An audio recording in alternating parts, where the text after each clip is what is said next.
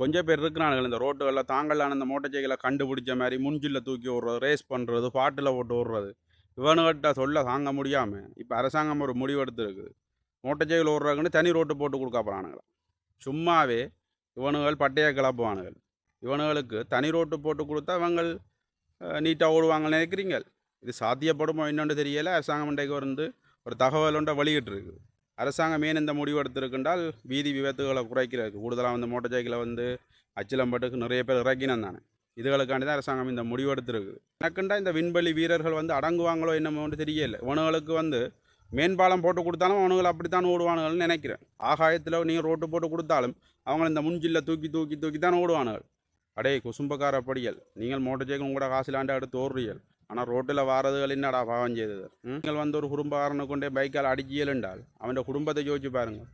இவனுகள் மட்டுமில்லை, கொஞ்சம் பொம்பளையிலும் இருக்கணும். இந்த கிணத்து படியலில் பொடியலை படுத்தி போட்டு வந்த மாதிரி சிக்னலை பார்க்குற இல்லை, முடக்குவலை பார்க்குற இல்லை, தங்கட ரோட்டு மாதிரி வந்த வேது பறக்கிறது. ஒரு சில பொம்பளைகள் இருக்கணும் இந்த குந்த புள்ளியை ஏற்றி கொண்டு அவைக்கு மட்டும்தான் ரோட்டு போட்ட கணக்கு, அவைண்ட விட்டு ரோட்டு கணக்கு ஓடுவினோம். முடக்குகளை பார்க்குற இல்லை, சிக்னலை பார்க்குற இல்லை, ஒன்றையும் கவனிக்கிற இல்லை. அதுக்குள்ள போய் குறுக்க விட்டுட்டு நாங்களே போய் பேசினால் படிக்கணியோ பொம்பளையோட எப்படியோ கதைக்கிறதுன்ட்டு எங்களுக்கு வகுப்பு எடுக்கிறது.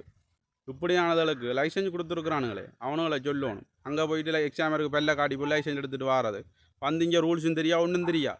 ஒரு சில வயசு போனவர்களும் இப்படி தான் அவுட்டு விட்ட செம்மறி ஆளுகள் கணக்கு 4 சந்தி 3 சந்திகள் எல்லாம் பாயுதுகள். உங்களுக்கு மட்டும்தான் குடும்பம் பிள்ளை ஒட்டி இருக்குன்னு நினைக்காதுங்க. ரோட்டில் பயணிக்கிற எல்லாருக்கும் குடும்பம் பிள்ளை ஒட்டி இருக்கும்.